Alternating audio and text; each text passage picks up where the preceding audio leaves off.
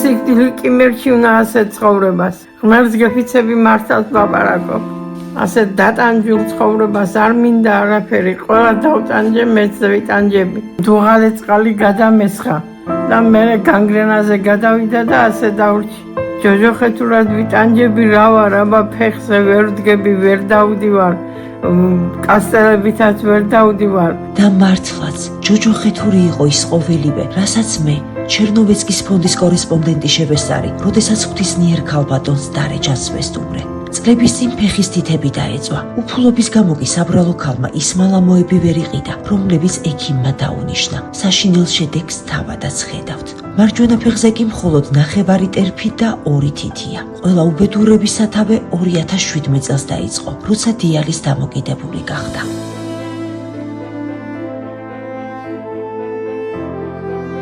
სიცოცხლისთვის საშიში გაზისის ბალონი დარეჯანისთვის ხსნაა ზამთრის ყინვაში. ახალგაზრდობაში არასდროს წარმოვიდგენდი ასაკში ასეთი თუ რამე დამემართებოდა. შეხედეთ კეთილ თვალები ხომ სული სარკია. ნუ თუ ეს ღვთისმიერი ქალი ასეთ ტანჯვას იმსახურებს. საჭიროა ოპერაცია. კერძოდ ხელზე უნდა დამაგრდეს ხელოვნური ფისტულა, რომელზეც შემდგომ დიალიზის აპარატი დამაგრდება. ეს არის ერთადერთი და უკანასკნელი გზა იმისთვის, რომ ამ ღვთისმიერმა ქალმა უბრალოდ იცოცხლოს. გადარიცხეთ ნებისმიერი თანხა ჩერნოვეცკის ფონდის ოფიციალური საიტის მეშვეობით.